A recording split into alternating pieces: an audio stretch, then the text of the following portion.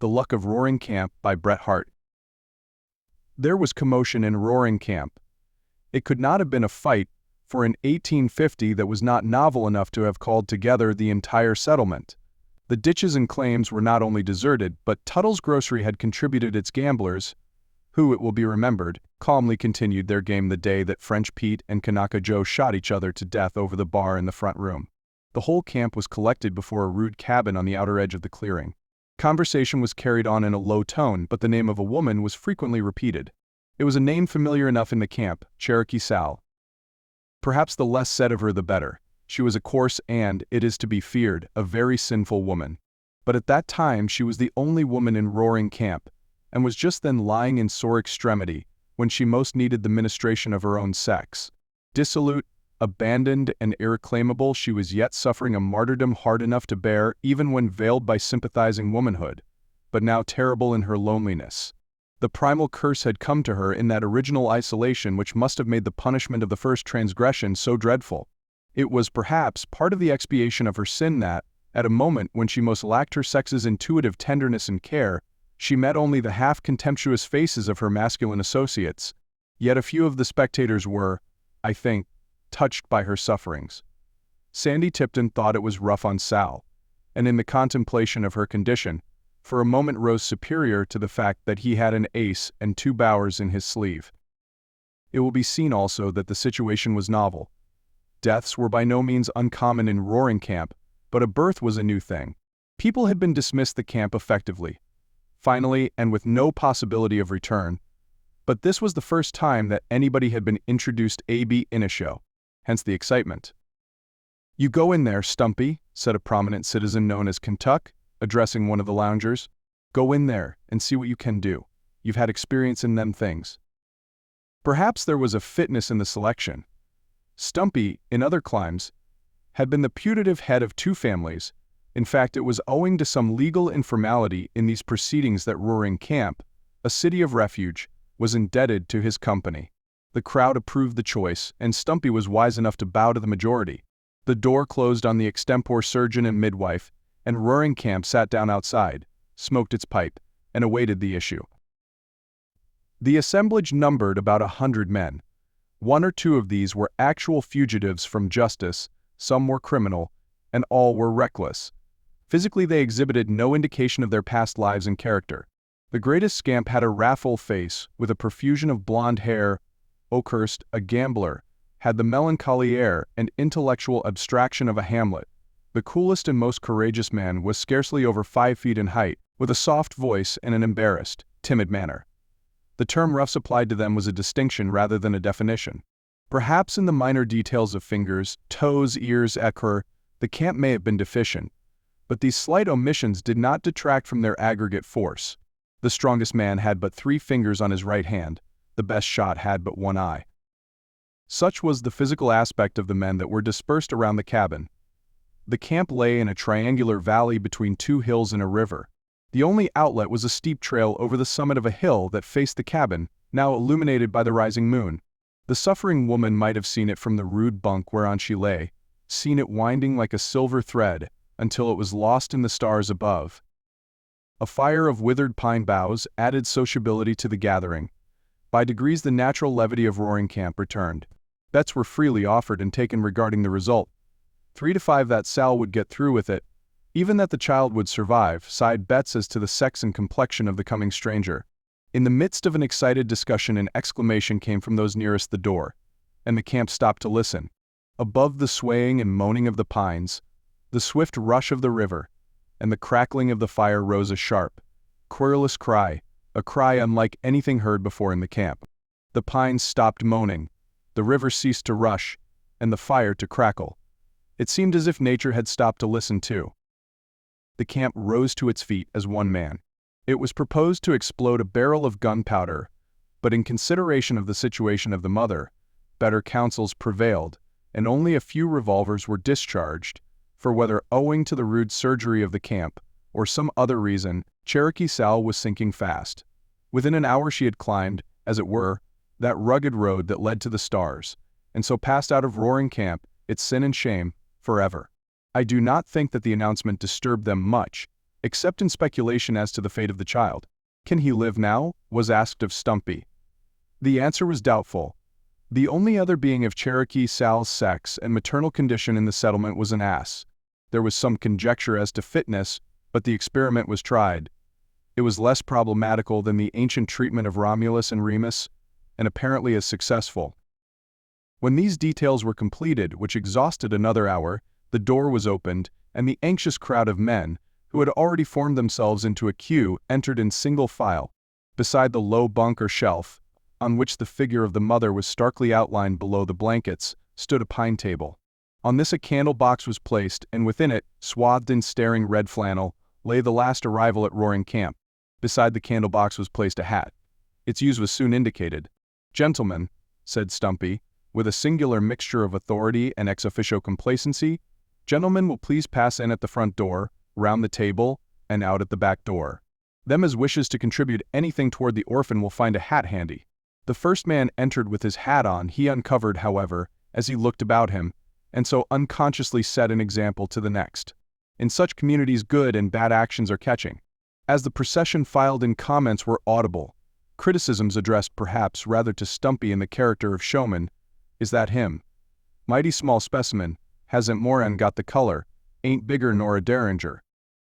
The contributions were as characteristic: a silver tobacco box, a doubloon, a navy revolver, silver mounted, a gold specimen, a very beautifully embroidered lady's handkerchief, from Oakhurst the gambler, a diamond breastpin, a diamond ring, suggested by the pin, with the remark from the giver that he saw that pin and went 2 diamonds better, a slung shot, a Bible, contributor not detected, a golden spur, a silver teaspoon, the initials, I regret to say, were not the giver's, a pair of surgeon's shears, a lancet, a Bank of England note for £5, and about $200 in loose gold and silver coin.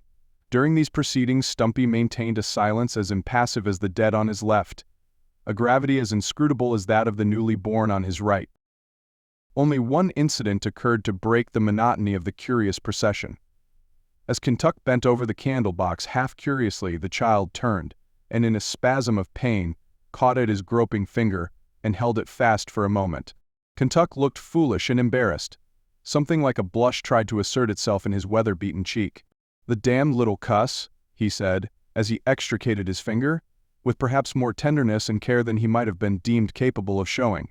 He held that finger a little apart from its fellows as he went out, and examined it curiously. The examination provoked the same original remark in regard to the child. In fact, he seemed to enjoy repeating it. "He wrestled with my finger," he remarked to Tipton, holding up the member, "the damned little cuss." It was 4 o'clock before the camp sought repose. A light burnt in the cabin where the watchers sat, for Stumpy did not go to bed that night, nor did Kentuck. He drank quite freely, and related with great gusto his experience, invariably ending with his characteristic condemnation of the newcomer. It seemed to relieve him of any unjust implication of sentiment, and Kentuck had the weaknesses of the nobler sex. When everybody else had gone to bed, he walked down to the river and whistled reflectingly. Then he walked up the gulch past the cabin, still whistling with demonstrative unconcern. At a large redwood tree he paused and retraced his steps, and again passed the cabin. Halfway down to the river's bank he again paused, and then returned and knocked at the door. It was opened by Stumpy. "How goes it?" said Kentuck, looking past Stumpy toward the candle box. "All serene," replied Stumpy. "Anything up? Nothing?" There was a pause, an embarrassing one, Stumpy still holding the door.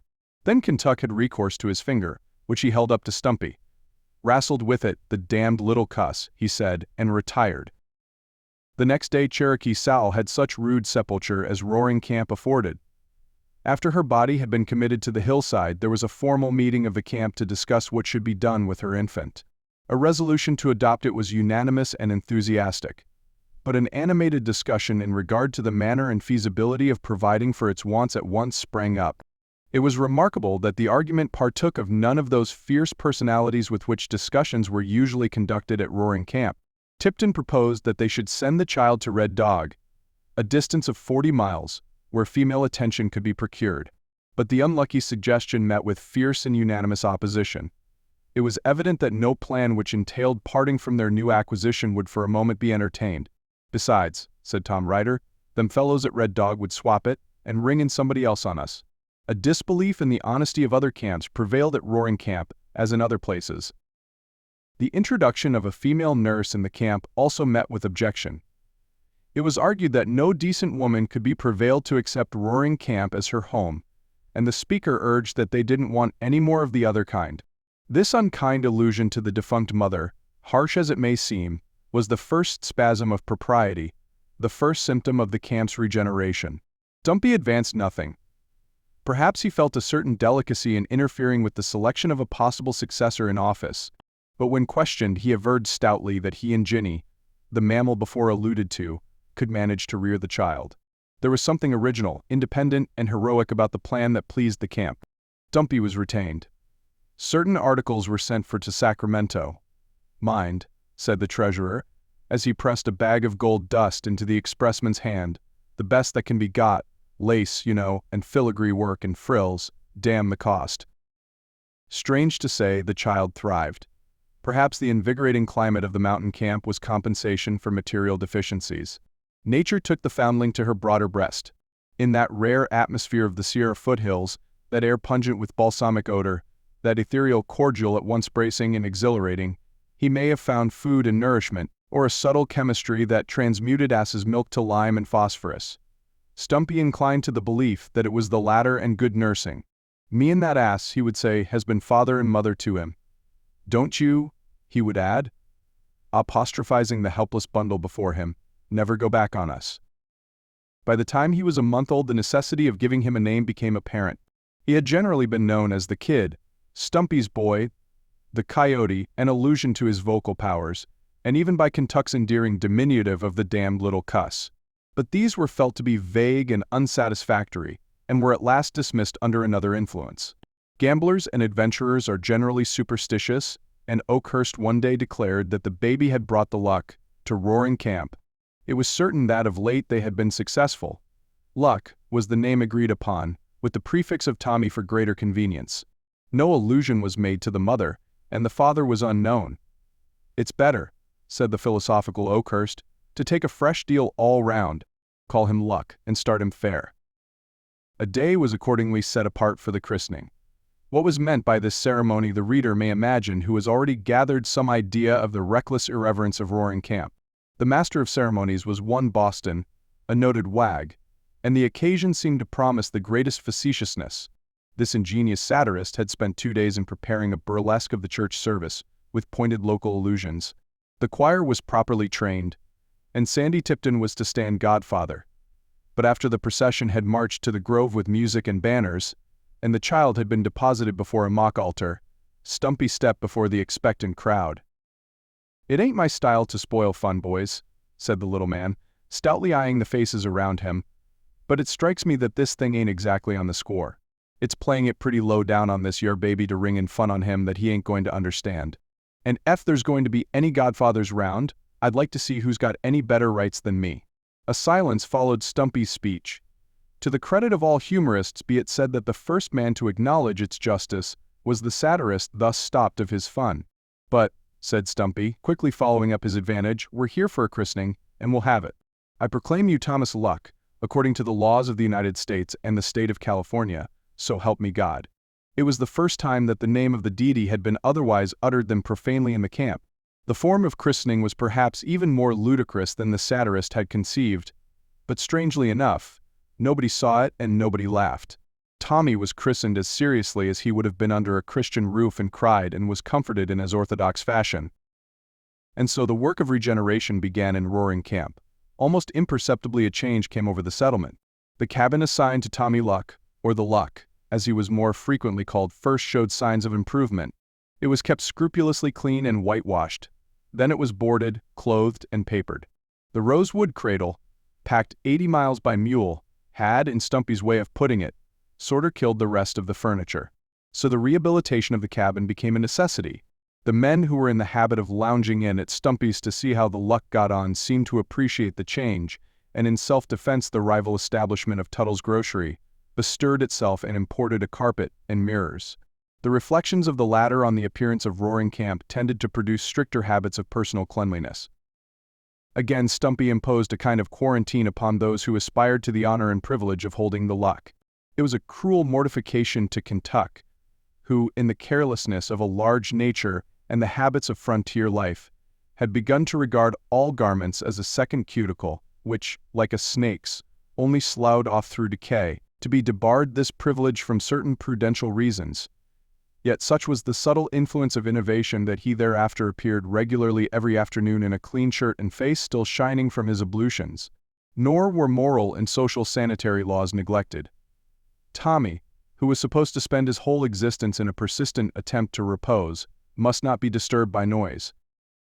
The shouting and yelling, which had gained the camp its infelicitous title, were not permitted within hearing distance of Stumpy's. The men conversed in whispers or smoked with Indian gravity. Profanity was tacitly given up in these sacred precincts, and throughout the camp a popular form of expletive, known as "D.M. the Luck," and "Curse the Luck," was abandoned as having a new personal bearing. Vocal music was not interdicted, being supposed to have a soothing, tranquilizing quality, and one song, sung by Man-o'-Dror Jack, an English sailor from Her Majesty's Australian colonies, was quite popular as a lullaby. It was a lugubrious recital of the exploits of the Arethusa, 74, in a muffled minor, ending with a prolonged dying fall at the burden of each verse, on Bio Ord of the Arethusa. It was a fine sight to see Jack holding the luck, rocking from side to side, as if with the motion of a ship, and crooning forth this naval ditty. Either through the peculiar rocking of Jack or the length of his song, it contained 90 stanzas, and was continued with conscientious deliberation to the bitter end. The lullaby generally had the desired effect. At such times the men would lie at full length under the trees in the soft summer twilight, smoking their pipes and drinking in the melodious utterances. An indistinct idea that this was pastoral happiness pervaded the camp. "This 'ere kind o' think," said the Cockney Simmons, meditatively reclining on his elbow, "is 'evingly." It reminded him of Greenwich.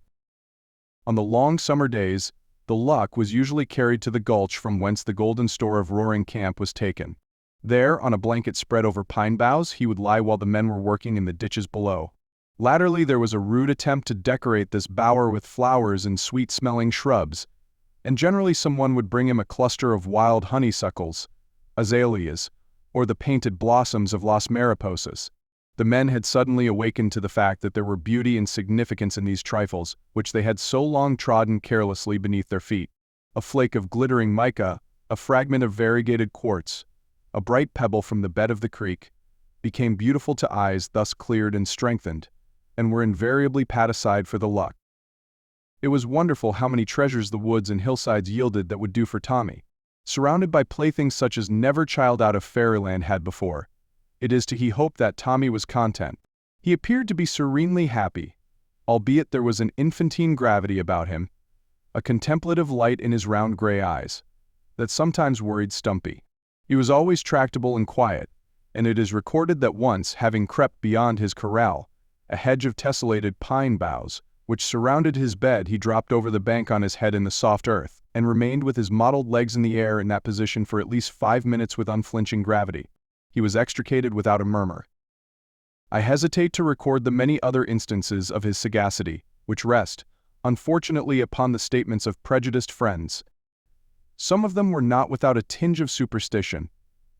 "I crept up the bank just now," said Kentuck one day, "in a breathless state of excitement, and durned my skin if he was a-talking to a jay-bird as was a-sittin' on his lap. There they was, just as free and sociable as anything you please, a-jawin' at each other just like two cherry-bums. Howbeit, whether creeping over the pine boughs or lying lazily on his back, blinking at the leaves above him, to him the birds sang, the squirrels chattered, and the flowers bloomed. Nature was his nurse and playfellow. For him she would let slip between the leaves golden shafts of sunlight that fell just within his grasp. She would send wandering breezes to visit him with the balm of bay and resinous gum. To him the tall redwoods nodded familiarly and sleepily, the bumblebees buzzed, and the rooks cawed a slumberous accompaniment. Such was the golden summer of Roaring Camp. They were flush times, and the luck was with them. The claims had yielded enormously. The camp was jealous of its privileges and looked suspiciously on strangers. No encouragement was given to emigration, and, to make their seclusion more perfect, the land on either side of the mountain wall that surrounded the camp they duly preempted. This, and a reputation for singular proficiency with the revolver, kept the reserve of Roaring Camp inviolate. The expressmen, their only connecting link with the surrounding world, sometimes told wonderful stories of the camp. He would say, "They've a street up there in Roaring that would lay over any street in Red Dog. They've got vines and flowers round their houses, and they wash themselves twice a day. But they're mighty rough on strangers, and they worship an Ngabi." With the prosperity of the camp came a desire for further improvement. It was proposed to build a hotel in the following spring, and to invite 1 or 2 decent families to reside there for the sake of the luck, who might perhaps profit by female companionship. The sacrifice that this concession to the sex cost these men, who were fiercely skeptical in regard to its general virtue and usefulness, can only be accounted for by their affection for Tommy. A few still held out. But the resolve could not be carried into effect for 3 months, and the minority meekly yielded in the hope that something might turn up to prevent it. And it did. The winter of 1851 will long be remembered in the foothills. The snow lay deep on the Sierras, and every mountain creek became a river, and every river a lake. Each gorge and gulch was transformed into a tumultuous watercourse that descended the hillsides, tearing down giant trees and scattering its drift and debris along the plain. Red Dog had been twice underwater, and Roaring Camp had been forewarned. "Water put the gold into them gulches," said Stumpy. "It been here once and will be here again." And that night the North Fork suddenly leaped over its banks and swept up the triangular valley of Roaring Camp. In the confusion of rushing water, crashing trees and crackling timber, and the darkness which seemed to flow with the water and blot out the fair valley, but little could be done to collect the scattered camp. When the morning broke, the cabin of Stumpy, nearest the river bank, was gone. Higher up the gulch they found the body of its unlucky owner, but the pride, the hope, the joy, the luck of Roaring Camp had disappeared. They were returning with sad hearts when a shout from the bank recalled them. It was a relief boat from down the river. They had picked up, they said, a man and an infant, nearly exhausted, about 2 miles below. Did anybody know them, and did they belong here? It needed but a glance to show them Kentuck lying there, cruelly crushed and bruised, but still holding the luck of Roaring Camp in his arms. As they bent over the strangely assorted pair, they saw that the child was cold and pulseless. "He is dead," said one. Kentuck opened his eyes. "Dead?" he repeated feebly. "Yes, my man, and you are dying too." A smile lit the eyes of the expiring Kentuck. "Dying," he repeated. "He's a-taking me with him. Tell the boys I've got the luck with me now," and the strong man, clinging to the frail babe as a drowning man is said to cling to a straw, drifted away into the shadowy river that flows forever to the unknown sea.